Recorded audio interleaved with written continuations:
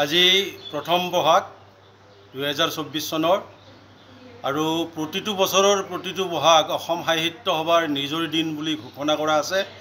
এই অনুযায়ী শাখা সভাবিলাকেও ইয়াক নিজৰ দিন হিচাপে পালন কৰে আৰু নিৰ্দেশ অনুযায়ী শাখা সভাৰ সংশ্লিষ্ট অঞ্চলৰ পৰা 5জন বয়োজ্যেষ্ঠ নাগৰিকক নিৰ্বাচিত কৰা হয় আৰু তেওঁলোকক অসম সাহিত্য সভাই দিয়া উলগনি পত্ৰৰ লগতে শাখা সাহিত্য সভাৰ কনিষ্ঠ সদস্যসকলে সেৱা শুশ্ৰূষা কৰে।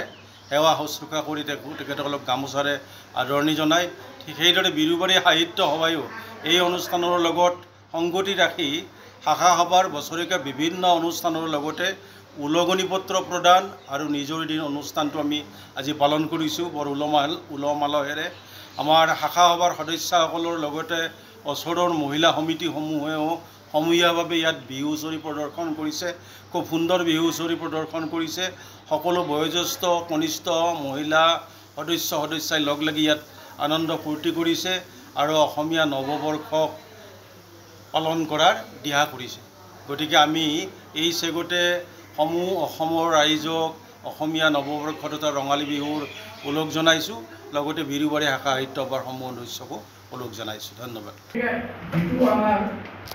এই পৰম্পৰাটো আমি ৰক্ষা কৰা আমাৰ কৰ্তব্য আৰু আমাৰ তলৰ জেনেৰেশ্যনবিলাকেও যাতে এই পৰম্পৰাবিলাক ৰক্ষা কৰি মাক দেউতাক ককাই ভাই সকলোৱে সন্মান কৰি সকলোৰে এটা আন্তৰিক কামনা আহে তেওঁলোকৰ লগত মিলি জুলি থাকি মাক দেউতাকে যাতে শান্তি পায় ল'ৰা ছোৱালীবিলাকৰ ব্যৱহাৰ তেনেকুৱা এটা পৰম্পৰা আমাৰ আছে।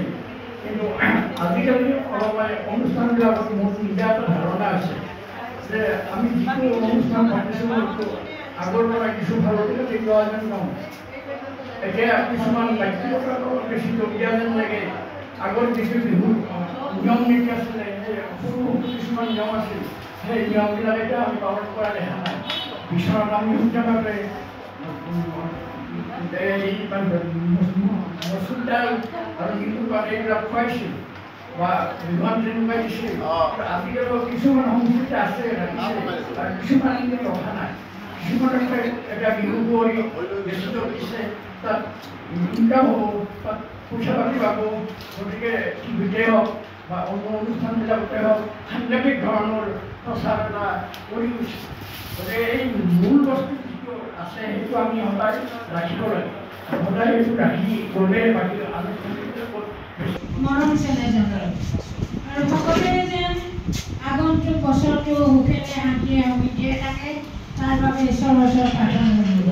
আৰু আজি আমি যি অনুষ্ঠান আমাৰ সাহিত্য সভাৰ উদ্যোগত পতা হৈছে এই অনুষ্ঠানভাগ যেন ভৱিষ্যতলৈকো নৱপ্ৰজন্মই পাতি থাকে তাৰ কাৰণে আমি তেওঁলোকক অনুৰোধ জনাইছোঁ।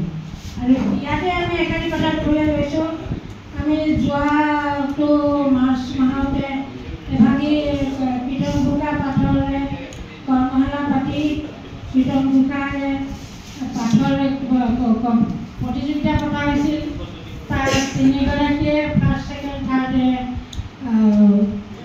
উপহাৰ পাইছিল। আৰু এতিয়াও আমি এখনি এই হুঁচৰি কৰ্মশালা অনুষ্ঠান আৰম্ভ কৰিছিলোঁ। এই অনুষ্ঠানবিলাক আমি সাহিত্য সভাৰ জৰিয়তে পাতি আছোঁ।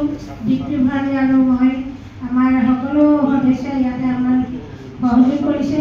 আজিও আমাৰ স্নেহাতীতৰ মহিলাসকল জোনাকপুৰ মহিলা সমিতি, বিৰুবাৰী গোপীনাথনগৰ মহিলা সমিতি, সন্মিলিত মহিলা সমাজৰ সদস্যসকল আটাই উপস্থিত আছে। আমি আশা কৰোঁ এতিয়া অলপ